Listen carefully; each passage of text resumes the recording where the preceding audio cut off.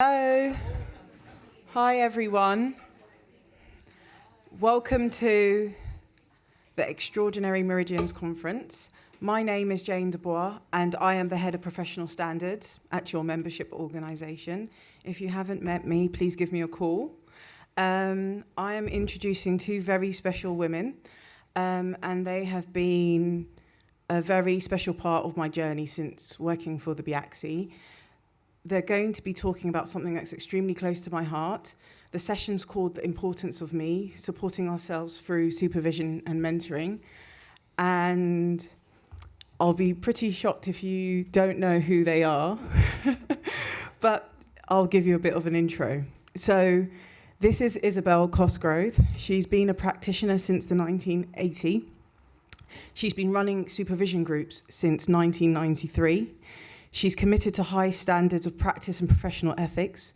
She's grown the largest mentoring and supervision acupuncture network in the country, and the BIACSI have supported her as much as possible in doing this, and vice versa as well. She started trainings in 1998 and now shares this with Sally Blades and other colleagues. In 2015, she started the BIACSI register for supervisors and mentors, which she continues to support. I rebranded that register, and it's now called Reflection. And I've done that with the support of both Isobel and Sally. Sally Blades is a very special lady as well.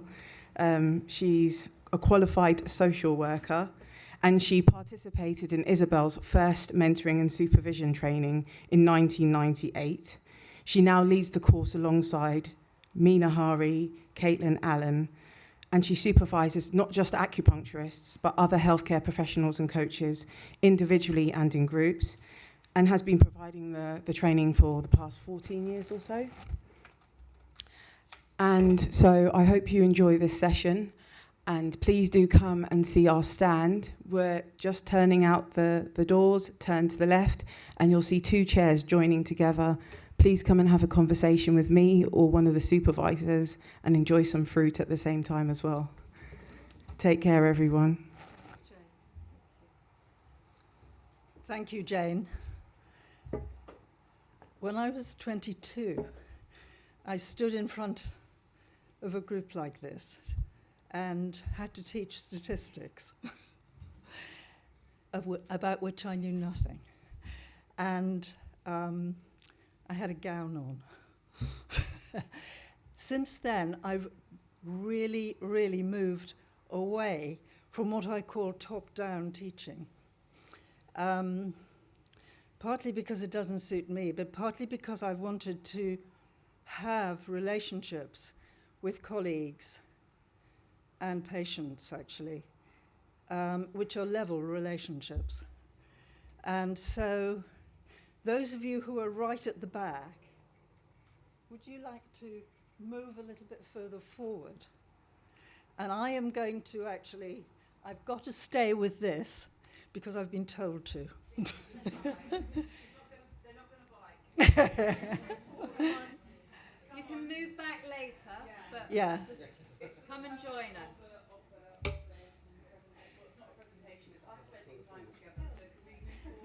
Thank you. Thank you.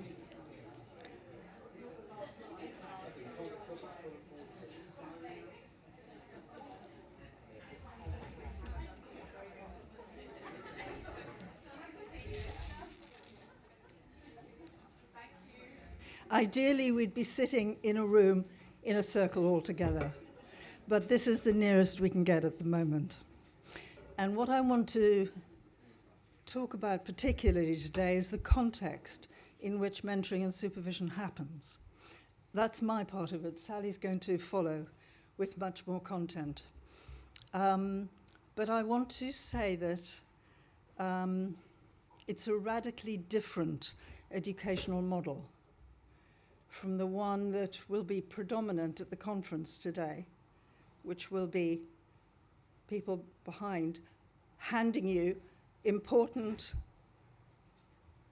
information. But in the supervision and mentoring model, you bring the agenda. You set the agenda. You bring everything to the table. So me standing behind a microphone isn't where it's at.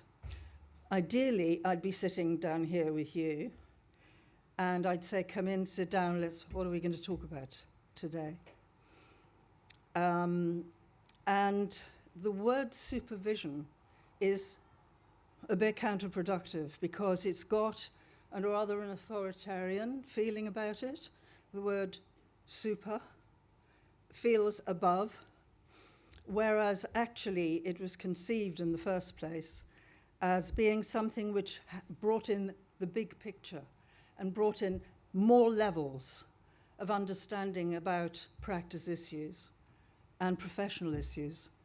So it's really not about a hierarchical working relationship. It's about bringing more in, opening a bigger space for looking at professional issues. So I just want to dismantle the hierarchical and the top-down feeling of supervision. In fact, very soon after I started working with it in the 90s, I introduced mentoring into it because mentoring has a warmer feeling about it. And at the moment, there are no hard definitions about these, but I tend to talk about mentoring as being a one-to-one relationship.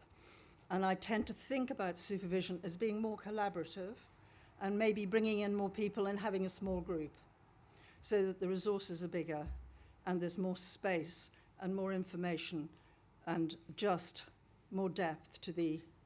And what I find about the work that I do is that people who want to come in and work in this way, on the whole, tend to explore it first on a one-to-one basis. And maybe we spend a few months doing one-to-one work together, and then there'll be a desire to broaden and widen and deepen and go into more of a group setting. It's different in a group, and it doesn't suit everybody. It depends how willing you are to share some of your deepest concerns about your work and some of the most difficult areas that you struggle with. And it's not sometimes easy to do that with many people sitting in the room together. So I have brought, whoops, there I go, moving away from the microphone. I've brought a lot of paper with me today. And what I wanted to do was to give you a feeling for how this developed in the profession. I was writing about it in 2003. There are many more of you than there are copies of these handouts. So what I'll do is I'll, if I may, hand them to you and ask you just to distribute them along, and you can have a look at them. And then Jane has offered to get some more printed, and they'll be on the stand. So I'm going to talk you through what these are. The first one was in EJOM, and it was an article that I put in under the guise of growing an acupuncturist. The conference that year was growing an acupuncturist. And so I used mentoring and supervision as a context in which we can all grow as practitioners. So,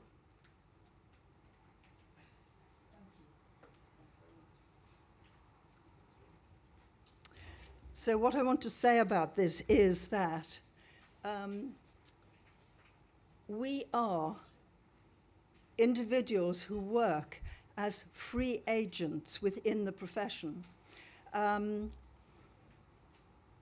We aren't like nurses, midwives, GPs, police, many other caring professions. We're not like that. We aren't within an employment structure. And so there isn't somebody we can just turn to if we're in a difficult moment. We could ring up the BIAC, but sometimes that's a procedure which takes time. There's no one on the block. And in a free agent context, talking as I did at the conference in 2003, there was the feeling that we were somewhat isolated as practitioners. And that was one of the main reasons why we started developing the supervision network, to break down feelings of isolation and not getting enough feedback on our own work. So that the article is really about that, and we've got codes of conduct, we've got codes, professional conduct, we've got codes of ethics, and we've got advisors in the BIAC, but we didn't have anyone walking alongside us. We weren't part of a group, we weren't part of a structure, so these were the beginnings of the network, to form a structure. And even as some of my mentees are in the Channel Islands, or in Ayrshire, or in York, or in Northern Ireland, you can still come down 3 times a year and join a group. You can still call, speak on the phone, Skype, FaceTime. There's a way in which you can have someone walk alongside you if you build a relationship which is based on trust and a willingness to talk about difficult issues. And that takes time. Jane, who's here, I think. Oh, thank you, Sally. A few years later, Jane Robinson, there you are, wrote an article, again after a conference, thinking about how we're here together, we support each other, we share conversations, we have dialogues, we get excited, and then we go back to Northumberland or the mountains of Carmarthenshire, and we're back in our own clinic, and we don't have someone down the road. Or we may have someone down the road, but they're not on the same wavelength. So it's about actually breaking down that feeling of being. There are big strengths and strengths and good things about being a free agent, because you can develop your own personal practice. There are also things which aren't quite so good about it.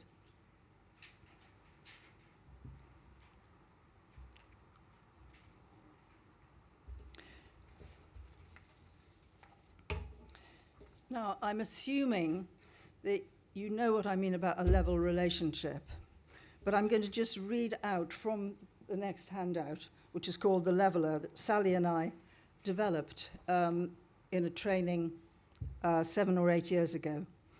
These are the things that we bring to sitting together in a level relationship, where there isn't a top-down, I know what you should do, and I will tell you, and I will provide some answers, and I will provide the way forward for you.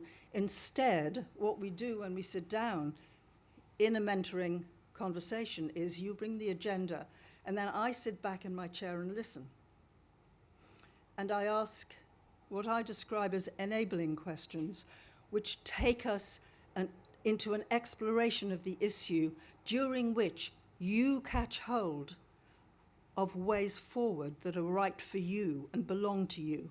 They don't belong to me. So basically, both people in the conversation take responsibility for their own views.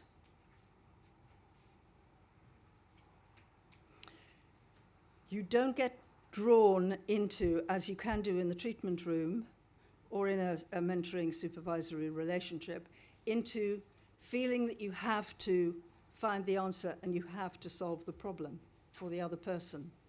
So it's more important to sit back and wait, more important to pause, and to come out with a question. Tell me more about that. Tell me more about this aspect of it. Tell me about the history of that. Tell me more about the symptoms. Tell me more about the way in which the patient isn't engaging in the process. Tell me more, tell me more. Slow down. Don't respond. Don't jump in, and wait. So listening, pausing, and remaining the person who enables the other to work through their own agenda is the most important thing in the level relationship. And I find it demanding not to get too excited and to jump in quickly. And it's been a piece of work for me over the years to hold back and wait and sit and listen and allow the person to explore other avenues and other areas and go forward in that way. The listening, yes. So, again, during the trainings that Sally and I have done together, we've worked a lot with the whole business of how do we listen, because it's not an easy thing to do. In fact, I'm likely to want to engage during the AGM with asking the management to say, and the governing board, have you been listening to us? Are you listening? We want to tell you about what we want as members. And listening is, how can we describe it? It's an expansive experience. It's not an alpha, I am going to set up my career and I am going to push forward and I'm going to do this. It's not that kind of experience. Listening is much more of a opening up an expansive and waiting and receiving experience, and one that actually takes time to develop, and it's exciting to develop it. So have we ended that? Yeah, good.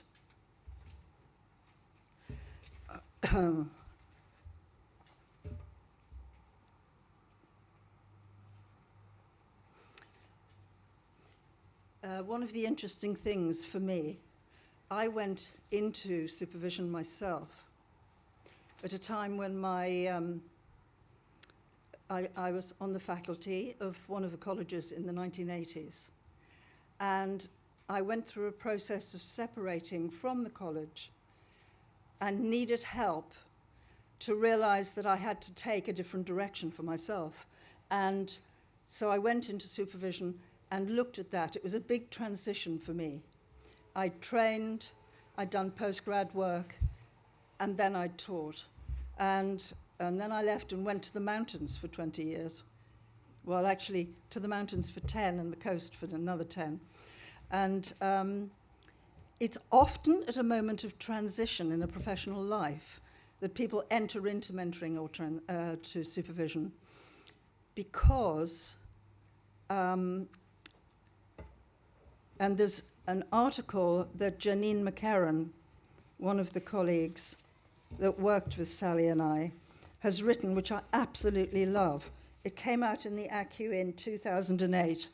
And it's a really, really good article about how she was ready to give up acupuncture, how she was disengaging, how she couldn't see where to go on. And she was in a major life transition herself, dealing with a health issue and then moving on from that. And she writes so eloquently in this article about how she used supervision and mentoring to go into the next stage of her professional life. And I find again and again, actually it's not just with supervision. I often find in practice that people come in to have treatment at a moment of transition. Children leaving home, parents dying, menopause, many different moments which produce a situation where you need input. And I don't think supervision is so different from that. And Janine's case is just a great description, really lovely description of how she not only went into supervision herself, but then decided to go on and train to be a supervisor, which she did with us actually the year that she wrote the article.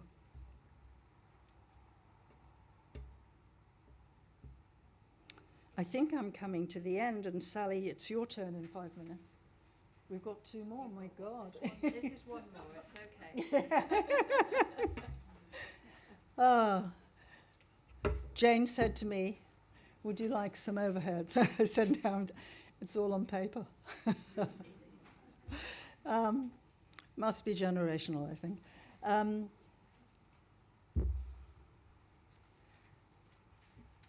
I've worked with groups for 26 years. It's been one of the greatest privileges of my life. It's been so enriching for me.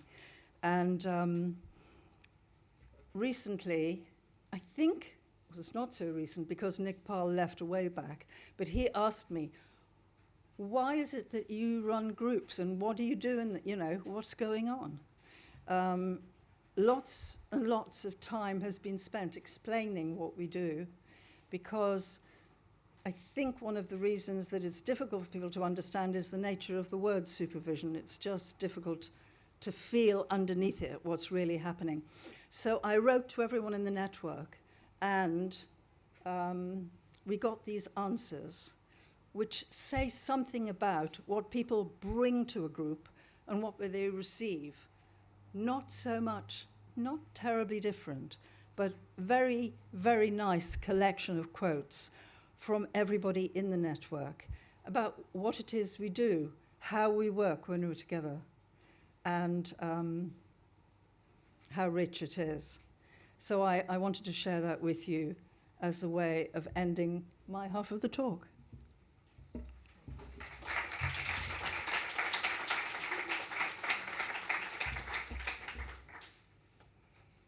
It's stranger being behind a lectern than it is being with all of you, to be quite honest. Anyway, when I was thinking of being here yesterday, I was thinking, well, how come I'm here, actually? And how come I'm here is at a stage in my working life when I'd got everything I wanted. I had a busy practice. I was involved with the Reading College I was teaching, 3 children at home. Everything was great. And what was beginning to happen was I was beginning to feel bored, fed up, and irritated with my patients. And having spent all this time building and creating this, it was really uncomfortable. And then I taught, it was you, Isobel. I went to meet Isobel because she was bringing the training together. It was speaking to me, this kind of let's support each other. And she said, what's your major issue? And out it came. And nothing happened. The ground didn't swallow me up. There was no criticism. There was no judgment. This is where you are. Let's have a look. And that for me was a defining moment. And the other reason I'm here is actually I've done the work ever since, groups and the training and so on. And it's a really rich and joyful part of my working life to work with practitioners or be with practitioners in this way as it is with patients. And I'm going to talk a bit about what people talk about or what we talk about when we're in our groups. And you know, some of it will resonate with you and some of it won't. And some of you might be thinking, I'd like to offer that. So I'll also talk a little bit about the training that we run at the end as well. So, are there themes that emerge? Are there things that seem that people talk about at different stages? What's it like? And I'm thinking about the new graduates who come and seek support. And what I find is that they're building. So they're building a practice. They're building confidence. They're building a professional network. They're building a solid sense of themselves as a practitioner. This may be you. It may be the stage that you're at. And some of the things I find that come up are to do less with case histories. Sometimes I need to talk about a patient, I don't know what to do, or I've come to the end of my thinking. But much more it's, how do I manage to create the work-life balance? How do I create the week? How do I manage situations that didn't come up in colleges? Because the college would deal with the first phone call. The college would deal with making an appointment. I remember being new and at the end of a treatment standing there on tenterhooks thinking, will they come again? Are they going to ask to book in?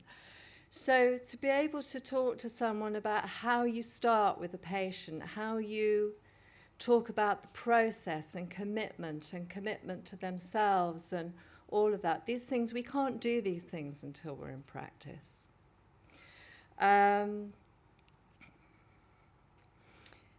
having realistic expectations. It often comes up that we expect an unrealistic, enormous amount from ourselves and from the medicine.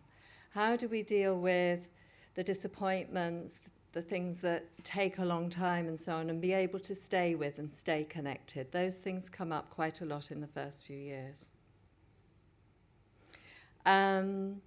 Starting agreements, contracting, and we know about permissions and things, but quite often there are unspoken agreements that need to be spoken. You know, I expect you to turn up, I expect you to understand the process, so on and so on and so on. What I've got for the next section is it's all over. But bear with me, it's not all over. But what I'm noticing comes up are things like over-responsibility. You know, we feel responsible for everything. We feel responsible for the patient getting better. We feel responsible for them turning up. We feel over-responsible. We over-accommodate. They can't come then when we want to do the clinic, so we stretch to here, we stretch to there. Somebody said to me the other day, I'm doing CPD on that Friday, so I put 2 patients in on Sunday. We over-accommodate and overextend. We overstretch, often leading eventually to overwhelm, over-adrenalized. This was me, you know, over-adrenalized, can't stop, keep going. These are the early signs of moving slowly towards burnout. So what we do when we notice, when we're with someone and we're inquiring, is we understand that we need to be able to identify the early signs. We need to be able to identify my diary's running out of control. Someone in a group on Monday, my schedule's out of control. I saw 9 patients with a 15-minute break. Actually, she started by talking about her shoulder injury and her hand. And then the diary, and I've given up my treatment, and I haven't had a holiday, and so on and so on. So I waited. I know what I was thinking. And I said, what's that like? She said, it's really exciting. She said, it's taken a long time to move from part-time, letting go of the salary job. Finally, I'm where I want to be. You know, I've got an income, I've got busy practice. I'm really excited, I'm really pleased about it. I said, you're at the beginning of a new stage. She went, my admin's stacking up. So we explored how she could manage to have the practice that she wanted to have. Putting in breaks, getting a dog walker, whatever it needs to be, help with admin. Is that sometimes we don't recognize where we're at because we're so busy doing what we're doing and just responding to what comes in the moment. What else do people talk about? Difficult patients. Patients we find difficult. Relationships with colleagues in clinics that we find difficult. It's really okay, you know, we don't like everybody. Sometimes we get annoyed, sometimes we feel helpless, sometimes we feel intimidated. And we need somewhere where we can go and explore, to unpick, have insights, dismantle the difficult feelings, understand, so that we can engage more freely with the person who's in the room. Or not. We can decide not to. Sometimes there are crises. People, you know, I had someone on the phone a few months ago who, I didn't know her, but she saw the in the back of the ACU about supervisors, mentors. She said, I've been in practice a year, I work at home, I don't see anybody. I've had 2 close bereavements. I'm in a terrible state. I can't let my patients down. I need to talk to someone. So we all have crises, you know, divorce, bereavement, sometimes house moves are terribly, terribly difficult. How are we going to manage? We need support to talk it through. I had a patient suddenly die a few years ago, unexpected. 1 week she didn't turn up, she's in hospital, then she died. It was an immense shock. I needed to talk to someone before I went back to work the following week. Thank goodness we're there for each other. That's what this is all about. Sometimes we struggle with ethical issues. Someone the other day saying, I got this patient, he's elderly, he lives alone. He won't have anything to do with the health system. He's got this, and this. I'm worried about him. Is there anything else I need to do? So we explored it within the group.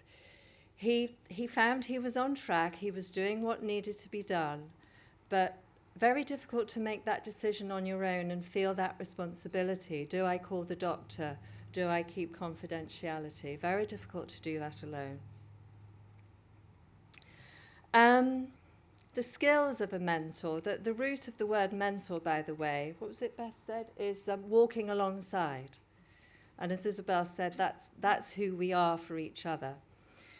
I would say the most key skills for a mentor are listening, asking questions, being able to offer skillful, non-judgmental observations and feedback, and being able to wait, and having an in-depth understanding of the common issues that arise for us all. So exploring those things for ourselves, with others. Those are the things, so that we can help point people to what they need to understand for themselves. And I see it as a place where, as with patients, we're offering somewhere where we as practitioners can deeply connect to ourselves. It's what we need to do. We need to stay rooted and grounded, be connected to ourselves. And when we're worried, busy, tired, whatever else, then we're disconnected very often. It's not all about difficulties. It's not all about challenges. I've had 2 sessions this week with people who, both of whom have happened to have been practicing a long time, who kind of just want to get in a helicopter and have a look at the lay of the land. You know, where am I now? What's coming up? It might be the clinic lease. It might be developing the clinic. It might be leaving the clinic. It might be all sorts of life changes happening. Let's get in a helicopter and talk it through together.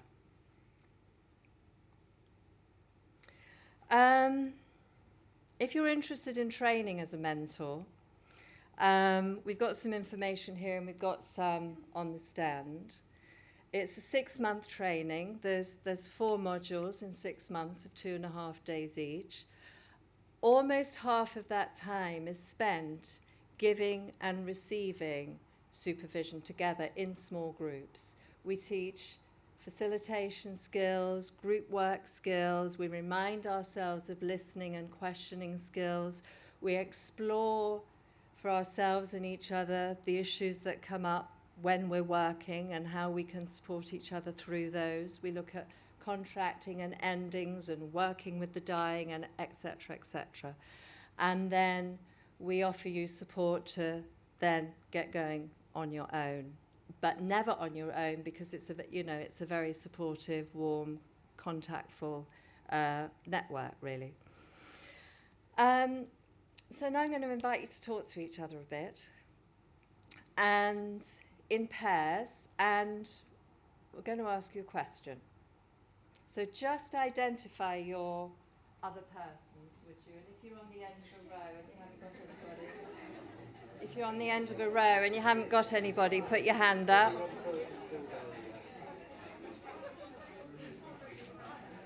Anybody else on their own?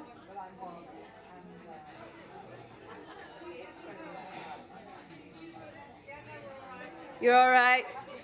Okay.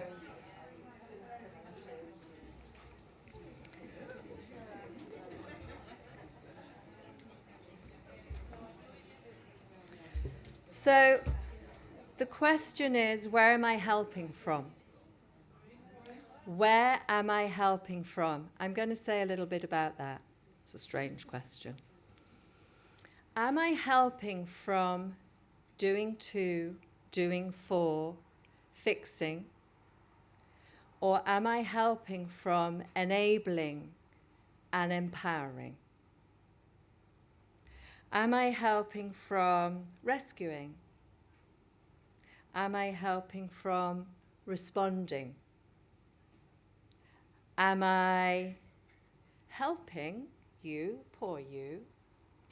Am I being with you as a team? Now, there's no right or wrong, and you may find that you have a comfortable place, and you may find that you're different with different patients. It's great, I can see lots of thinking. Brilliant. Just talk to the person next to you, 2 minutes each. When you're listening, just listen. Just listen quietly while the other person talks about what they're noticing in response to the question, where am I helping from? Okay, go. We'll tell you when to change over.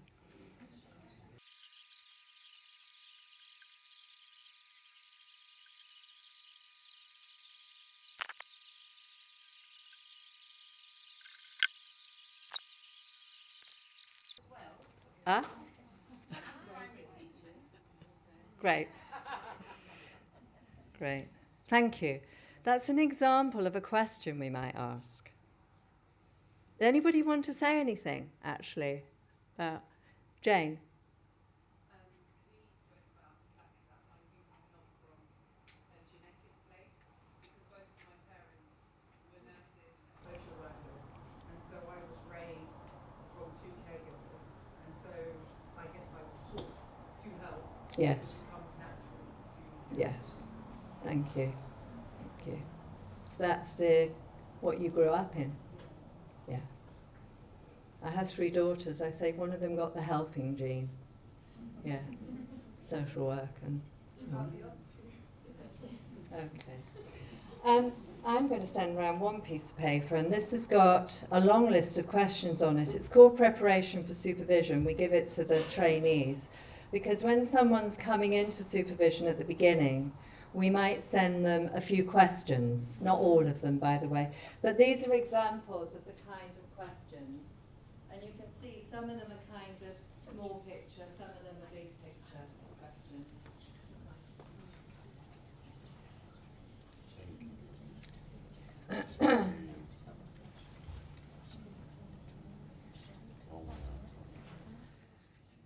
So this is about input for the practitioner. It's about support and connection.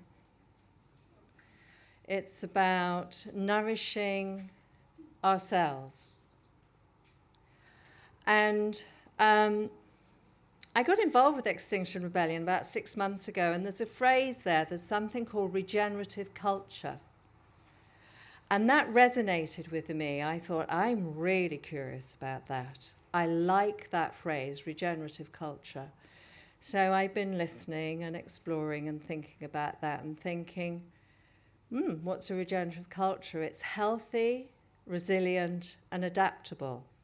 And I thought, well, that sounds like a good place to be as an individual and as a culture and an organisation.